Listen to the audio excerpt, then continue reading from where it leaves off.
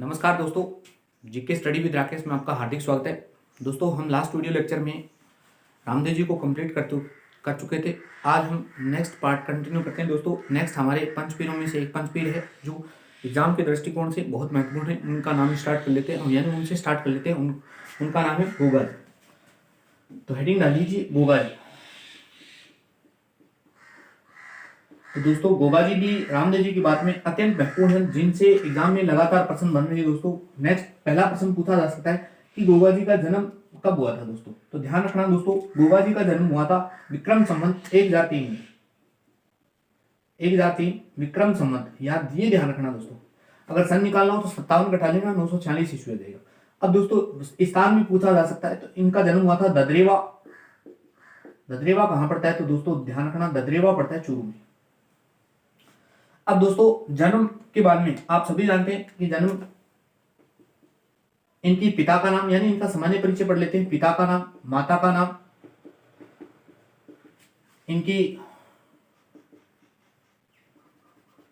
पत्नी का नाम और इनके गुरु का नाम, ये सामान्य परिचय दोस्तों। और भी बहुत सारी बातें हैं। तो पिता का नाम इनका था दोस्तों, जिनका नाम था जेवर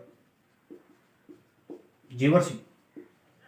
जेवर सिंह चौहान। दोस्तों, ये चौहान वंशीय राजपूत थे और चौहानों में ध्यान रखना नागवंशी चौहान थे, यानी गुगा जी नागवंशी चौहान है, ये ध्यान रखना दोस्तों, नागवंशी चौहान। इनकी माता का नाम था दोस्तों, यानी इनकी माता और मौसी का नाम बड़ा सेम है दोस्तों। एक का नाम काचल था, एक का नाम बाछल था। तो दोस्तों, इनकी माता का नाम ध्यान रखना, इनकी माता का नाम था बाछल। जबकि इनकी दो पत्नियां थी दोस्तों। पहली पत्नी का नाम था सूर्यल। ध्यान रखना दोस्तों, मेरे हिसाब से बहुत नई चीज बता रहा हूं। इनकी पहली पत्नी का नाम था सूर्यल, जो यूपी से थी दोस्तों। यूपी के कजरीवन की पुत्री थी। यूपी का शासक था कजरीवन, उसकी पुत्री थी भी कजरीवन की पुत्री। दूसरी तो सभी जानते हैं दोस्तों, केलमदेव। ये केलमदेव ना दोस्तों कोल्लूमंड से थी और राठौड़ परिवार यानी पापूजी की भतीजी थी दोस्तों।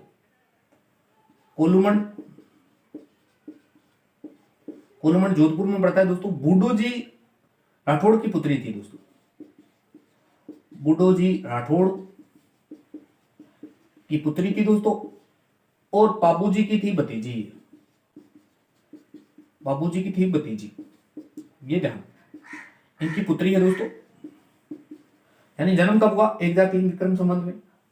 अगर सन पूछे तो दोस्तों 946 आ जाएगा, ईस्वी सन पूछे तो। जन्म स्थान पूछे तो ददरेवा चूरू में हुआ था। पिता का नाम पूछे तो जेवर सिंह चौहान नागवंशी चौहान थे दोस्तों। माता का नाम बाचल था दोस्तों। पत्नी का नाम सूर्यल है, फर्स्ट पत्नी है दोस्तों। सूर्यल यूपी के यानी उत्तर प्रदेश के कजरीवन की पुत्री थी दोस्तों। उत्तर प्रदेश का एक शासक था कजरीवन, उसकी पुत्री थी दोस्तों। दूसरी थी केलम। जेवर सिंह की भी दो पत्नी थी, एक का नाम काचल, एक बाचल था दोस्तों। ये बहनें भी थी साथ में। केलम ने कहां की निवासी थी? कोल्लूमंड जोधपुर की थी। ये बूडो जी राठौड़ की पुत्री थी, जबकि पाबूजी राठौड़ की ये भतीजी थी दोस्तों। ये ध्यान रखना, पाबूजी कल्लाजी राठौड़ इनसे बहुत संबंधित है दोस्तों। इनके गुरु का नाम क्या था? तो दोस्तों ध्यान रखना, इनके गुरु का नाम था गुरु गोरखनाथ। ध्यान रखना दोस्तों, इनको गोरखनाथ को सांपों में सिद्धि प्राप्त थी। सांपों में सिद्धि प्राप्त, ये प्रश्न आज तक कभी बना नहीं है दोस्तों, कभी बनेगा कि निम्न में से किस लोक देवता के गुरु को सांपों में सिद्धि प्राप्त थी? तो किस लोक देवता के? तो जिनके गुरु गोगा जी के गुरु कौन थे? गोरखनाथ थे दोस्तों। गोरखनाथ के गुरु को यानी सांपों में सिद्धि प्राप्त थी दोस्तों। अब दोस्तों, इनके जन्म को लेकर कहानी बनती है। कहानी ये बनती है कि बाचल है ना दोस्तों, बाचल को कोई पुत्र यानी कोई संतान उत्पन्न नहीं हो रही थी। तब इन्होंने गोरखनाथ के आशीर्वाद स्वरूप, गोरखनाथ ने इनको आशीर्वाद में गूगल फल दिया था, और गूगल फल से ये बाचल गर्भवती हुई थी, और गर्भवती होकर जिसका जन्म हुआ उसका नाम था गोगा जी। तो आपसे पूछ लेना कि गूगल फल से किसका जन्म हुआ था? तो ध्यान रखना, गूगल फल से भी यानी किसका जन्म हुआ था? गोगा जी से, यानी गोगा जी का जन्म गूगल फल से हुआ। गूगल फल के आशीर्वाद स्वरूप इनको दिया गया था दोस्तों। तो ये थी सामान्य परिचय दोस्तों।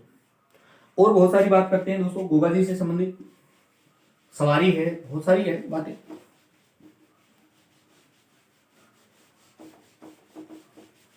नेक्स्ट पूछेगा दोस्तों आपसे गोगा जी की सवारी, यानी आपसे पूछे सवारी क्या है गोगा जी। तो सवारी गोगा जी की नीली घोड़ी है दोस्तों, नीली घोड़ी, सीधा ही नाम है नीली घोड़ी, जिसे गुगा बप्पा कहते हैं दोस्तों, गुगा बप्पा, ये ध्यान रख लेना दोस्तों। वेरी वेरी इंपॉर्टेंट है दोस्तों इनके उपनाम, बहुत जबरदस्त उपनाम है दोस्तों। एक एक उपनाम को देख लेते हैं। पहला उपनाम है दोस्तों, इनको कहते हैं राजा मुंडलीक, बस वेरी वेरी इंपॉर्टेंट, राजा मुंडलीक किसको कहते हैं दोस्तों, मुंडलीक। आधे भाइयों ने तो नाम ही नहीं सुना होगा राजा मुंडलीक। जिंदा पीर, इन्हें कहते हैं जिंदा पीर। और दोस्तों इनके बहुत सारे उपनाम हैं। जिंदा पीर में सांपों के देवता या लोक देवता, सांपों के देवता, देवता बोल दो दोस्तों, लोक देवता ज्यादा सही है, लोक देवता बोल लिख देता हूं, लोक देवता। सरम के भी देवता बोलते हैं, सरम नस के देवता, और गायों के मुक्तिदाता। दोस्तों गायों के मुक्तिदाता तो लगभग लोक देवता को बोलते हैं मुक्तिदाता, तो इसमें कंफ्यूजन होने की जरूरत नहीं है दोस्तों। एक नाम डिफरेंट जरूर रहेगा, गायों का सेवक आएगा दोस्तों, वो हड़बुजी सांकला के रूप में आएगा दोस्तों, उन्होंने सेवा की थी दोस्तों, तो ये गायों के मुक्तिदाता है दोस्तों, ये ध्यान रख लेना दोस्तों। इनको एक नाम जहार पीर कहा था दोस्तों, जहार पीर है ना दोस्तों, ये किसने कहा था, तो महमूद गजनवी ने कहा, महमूद गजनवी। ये जहार पीर है ना दोस्तों, ये किस भाषा का शब्द है, ये भाषा पूछे तो अरबी है दोस्तों, सॉरी इसका साक्षात अर्थ पूछे ना दोस्तों, सॉरी शाब्दिक अर्थ, अर्थ पूछे ना तो शाब्दिक अर्थ होता है दोस्तों इसका साक्षात देवता, साक्षात देवता। भाषा वगैरह तो आपको याद करने की जरूरत नहीं दोस्तों, बस यही ध्यान रखना जहार पीर का शाब्दिक अर्थ क्या होता है, तो साक्षात देवता। तो ये तो बात बताने की जरूरत नहीं है, महमूद गजनवी अरबी भाषा, उस अरब से आया था तो अरबी भाषा में बोलेगा दोस्तों सब कुछ, ये तो बस इतना ध्यान रखना शाब्दिक अर्थ क्या है। उपनाम राजा मुंडलिक, जिंदा पीर, सांपों के देवता, श्रमदस्त के देवता, गायों के मुक्तिदाता, जहार पीर। बहुत बार क्वेश्चन पूछा जाता है जहार पीर किसका उपनाम है दोस्तों, तो जहार पीर गोगा जी को कहते हैं दोस्तों। तो ये गोगा जी के उपनाम थे दोस्तों। इनके बाद में अगर देखें दोस्तों तो इनके प्रतीक चिन्ह क्या है वो देख लेते हैं।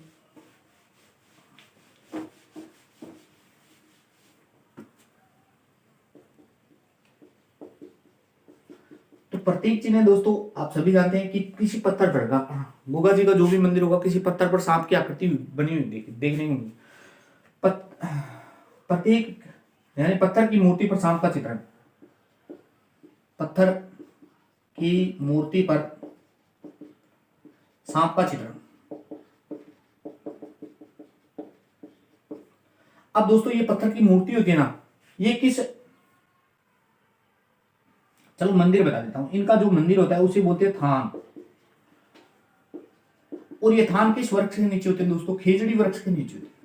नाम यानी जहां जहां थान होते हैं वहां खेजड़ी होती है दोस्तों, तो ये ध्यान रखना। रामदेव जी के मंदिरों को क्या देवरा, और उनके किस वृक्ष के नीचे होते थे थान वगैरह, तो देवरा या थान वगैरह होते थे दोस्तों कंदब के वृक्ष के नीचे, जबकि इनकी वृक्ष खेजड़ी है दोस्तों, ये ध्यान रख लेना। इनकी जो ध्वजा होती है ना दोस्तों, रामदेव जी की ध्वजा पंचरंगी थी, इनकी ध्वजा होती है ना वो सफेद रंग की होती है दोस्तों, बस इतना ही फर्क है। नेक्स्ट पूछे दोस्तों इनका पुजारी, बस वेरी वेरी इंपॉर्टेंट है दोस्तों पुजारी। इनके पुजारी को कहते हैं चायल। चायल के अलावा दोस्तों कुछ किताबों में चिवाण भी लिख रखा है, तो चायल बोलो चिवाण बोलो ज्यादा सही है चिवाण, दोनों ही सही रहेगा दोस्तों। नेक्स्ट पूछे ना दोस्तों गोगा जी के गीत, तो गोगा जी के गीत छावली बोलते हैं दोस्तों, इनको छावली। नेक्स्ट पूछे इनके मोसेरे भाई, यानी इनकी मौसी थी ना, मौसी का नाम था काछल दोस्तों, और जबकि इनके मोसेरे भाई थे ना, मोसेरे भाई, इनके मोसेरे भाइयों का नाम था अर्जन और सर्जन, बस इतना ध्यान रख लेना दोस्तों। प्रतीक चिन्ह पत्थर की मूर्ति पर सांप का चित्रण, मंदिर होता है वो थान कहलाता है दोस्तों, थान किस वृक्ष के नीचे होते हैं, खिजड़ी वृक्ष के नीचे, ध्वजा सफेद रंग की, गीत चावली कहलाते हैं दोस्तों। मौसी का नाम क्या है, तो दोस्तों इनके मौसी का नाम है काछल, मोसेरे भाई थे अर्जन सर्जन। तो ये सब इनके कुछ शब्दावली थी दोस्तों। अब दोस्तों दो बातें हैं, दो बातें अगर समझ में आ गई तो गोगा जी का पूरा इतिहास समझ में आ जाएगा। एक तो इनको गायों का मुक्तिदाता क्यों कहते हैं, गायों का मुक्तिदाता क्यों कहते हैं दोस्तों? एक इनको नागों का देवता, सॉरी सांपों का देवता, नागों का नहीं दोस्तों, नाग और सांप होता है अलग अलग, लेकिन दोनों में फर्क है दोस्तों। सांपों का देवता क्यों कहते हैं दोस्तों? तो गायों के मुक्तिदाता, इनके मैंने अभी दो भाई बताए थे, अर्जन और सर्जन।